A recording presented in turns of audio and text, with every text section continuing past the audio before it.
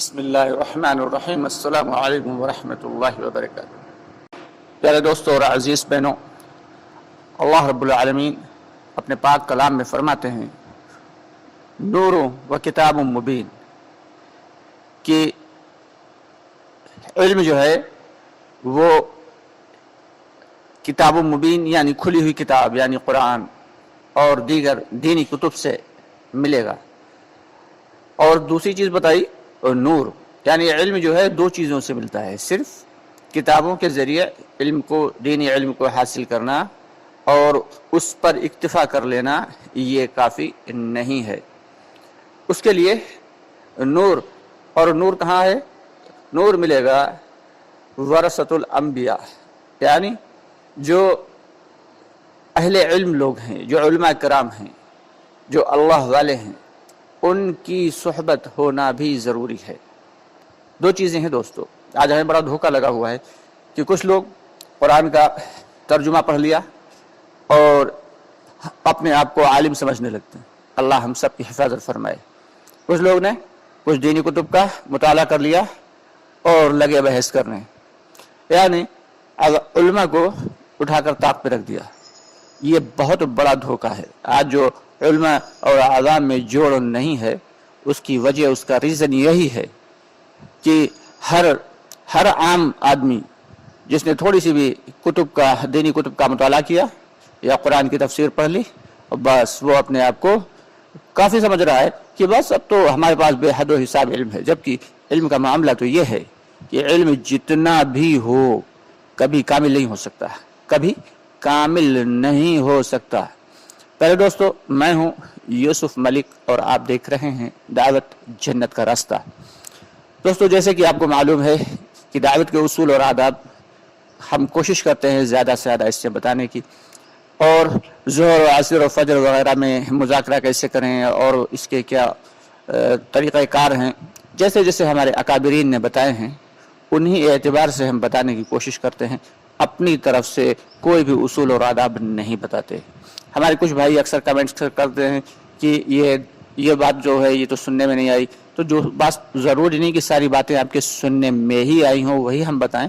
بہت ساری ایسے باتیں بتائی جاتی ہیں مرکز کی طرف سے جو ابھی تک آپ تک نہیں پہنچی، لیکن ہم وہ آپ تک پہنچا دیتے ہیں۔ اب عمل کرنا یا نہ کرنا یہ ہمارے اپنے اوپر منحصر ہے کہ ہم اس پر عمل کریں یا نہ کریں، تو اس لیے ہماری کوشش تو یہ ہوتی ہے کہ ہم آپ کو بتائیں۔ اب عمل آپ کی ذمہ داری ہے، آپ چاہیں تو کریں اور چاہیں تو مزید اس کے لیے تصدیق بھی کر لیں، زیادہ بہتر ہے، کوئی برائی نہیں۔ تو دوستو، بات چل رہی تھی کہ علم جو ہے، اور ہر انسان کے لیے اتنا علم، ہر مومن کے لیے اتنا علم جاننا ضروری ہے جتنا علم کہ اسے حرام اور حلال کی تمیز پیدا کر دے، اسے معلوم ہو جائے کہ وقت جو ہے، حال وقت، اس میں اللہ کا حکم کیا ہے۔ کہ شادی ہے تو اس وقت اللہ کا کیا حکم ہے، گھر میں کوئی تدفین ہے تو اس وقت اللہ کا کیا حکم ہے، اگر ہم کاروبار کر رہے ہیں تو اس میں اللہ کا کیا حکم ہے، ہمارے اخلاق کے بارے میں اللہ اس کے رسول کا کیا حکم ہے، ہمارا اسلام کیا کہتا ہے۔ تو سب سے اہم چیز یہی ہے کہ حرام و حلال اور وقت کے حال کا علم ہمیں ہونا چاہیے۔ اتنا علم ہر انسان کے لیے ضروری ہے سیکھنا۔ آج افسوس کی بات دوستو یہ ہے کہ آج تو ہمارے بھائیوں کی نمازیں نہیں صحیح، سجدہ نہیں صحیح، رکوع نہیں صحیح، التحیات نہیں صحیح۔ ایمان تو دوستو بنے گا ایمان کی محنت سے، لیکن ساتھ میں اعمال بھی بنانا ہے، اور اللہ کے راستے میں اسی لیے نکالا جاتا ہے کہ یہ فرماتے ہیں کہ دعوت کے کام خوبیوں کا منبع ہے، خوبیوں کا خزانہ ہے۔ جب اللہ کے راستے میں نکلیں گے تو کیا ہوگا؟ پھر اللہ کے راستے میں نکل کر جب مجاہدہ کریں گے، کوششیں کریں گے، تو اللہ تعالیٰ ایمان میں اضافہ فرمائیں گے اور اعمال ہمارے بہتر ہوں گے، یعنی ہماری نماز صحیح ہوگی، جو مذاکرے ہوں گے مسائل کے، ہمیں مسائل معلوم ہوں گے، ہمارا قرآن صحیح ہوگا، ہمیں زندگی گزارنے کا ایک طریقہ کار بتایا جائے گا کہ ایک مومن کیسے زندگی گزارے، اپنے اخلاق کو کیسے بہتر کرے، اپنے معاملات کو کیسے بہتر بنائے، جھوٹ سے کیسے بچائے، غیبت سے کیسے بچنا ہے، فضول گوئی سے کیسے بچنا ہے۔ یہ ساری کی ساری چیزیں کیسے کب معلوم ہوں گی؟ ہم جب اللہ کے راستے میں نکلیں گے۔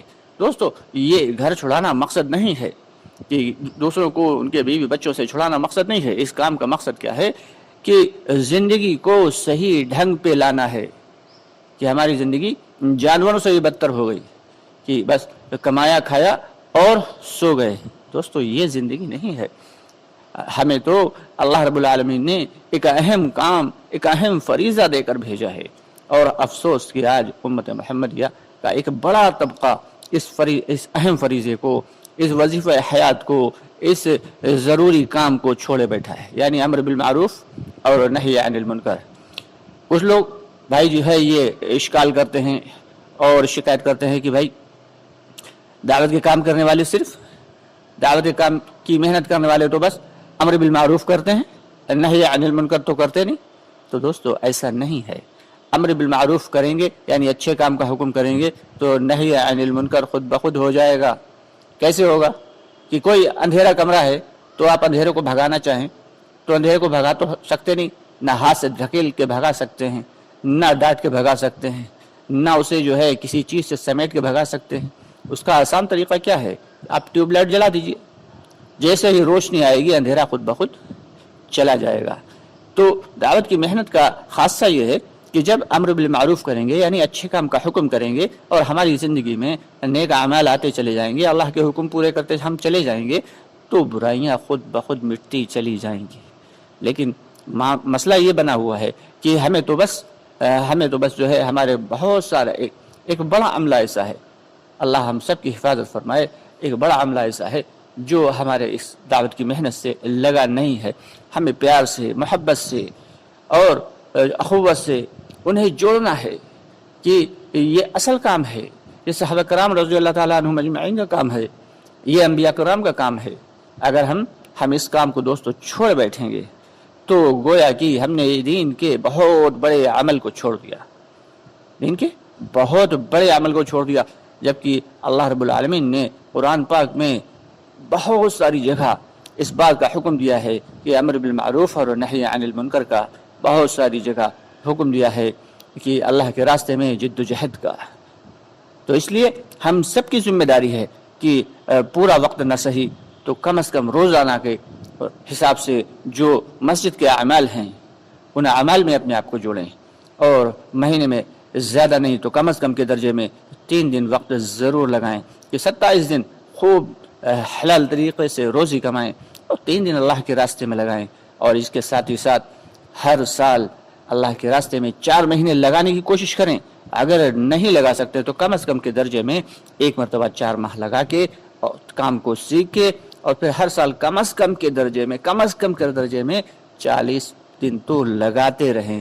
اس سے کیا ہوگا کہ ہمارے اندر روحانیت برقرار رہے گی، اللہ کے حکم پورا کرنے کا طریقہ، اللہ کے حکم کیسے پورے کرنا ہے اس کا طریقہ کار بھی معلوم ہوتا رہے گا، اور اللہ کے احکامات کی اہمیت بھی ہماری زندگی میں بنتی رہے گی اور بڑھی رہے گی۔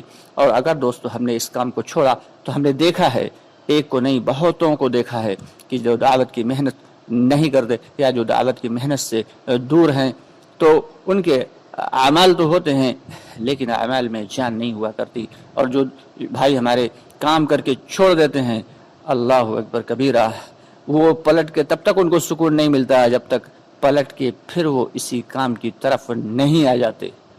تو دوستو ہم سب کی یہ ذمہ داری جو اللہ تعالیٰ نے ہمیں دی ہے، یہ ہم دے کر بھیجا ہے۔ اللہ تعالیٰ صاف صاف قرآن پاک میں فرما رہے ہیں کہ تم بہترین امت ہو، تمہیں لوگوں کو نفع پہنچانے کے لیے نکالا گیا ہے۔ دوستو ہم آئے نہیں ہیں، ہمیں تو اسپیشلی اللہ نے بھیجا ہے۔ اب بھیجا ہے تو ظاہر سی بات ہے یہ اللہ کا کام ہے، اور اگر ہم اس کام کو چھوڑ دیں گے، جس اہم کام کے لیے ہم آئے ہیں اسی کام کو چھوڑ بیٹھیں گے تو ذلت و خواری تو ہمارا مقدر بنے گی ہی، پھر اس پر رونا اور چلانا کیا ہے۔ تو دوستو ہم آپ سے گزارش ہے کہ زیادہ سے زیادہ اس دعوت کی محنت کو اور جو ہے کریں، اور دوسروں کو اللہ کے راستے میں نکلنے کی دعوت بھی دیں۔ جو وقت اور حالات کے تقاضے کے اعتبار سے جتنا بھی اور جیسے بھی کہا جا رہا ہے اس اعتبار سے کام کریں، زیادہ لوگ نہ صحیح تو کم از کم کے درجے میں 3-4 لوگ بھی نکل سکتے ہیں، کیونکہ 3 لوگ بھی اور 4 لوگ اگر ہو جاتے ہیں تب بھی اللہ کے راستے میں نکلتے رہیں اور رکے نہ، کیونکہ دعوت کام اگر رک گیا تو دوستو سارا کا سارا معاملہ بگڑ ہی جائے گا۔ اللہ ہم سب کی حفاظت فرمائے، آپ کو بھی اس پر عمل کرنے کی توفیق عطا فرمائے اور ہم کو بھی اس پر عمل کرنے کی توفیق عطا فرمائے۔ بے شک اللہ رحیم ہے، کریم ہے۔ اللہ ہمارے تمام بھائی بہن جو بھی بیمار ہیں سب کو شفاء کاملہ عاجلہ دائمہ عطا فرمائے، اور جو پریشان حال ہیں ان کی پریشانیوں کو دور فرمائے، جو مقروض ہیں ان کے قرض کو ادا فرمائے۔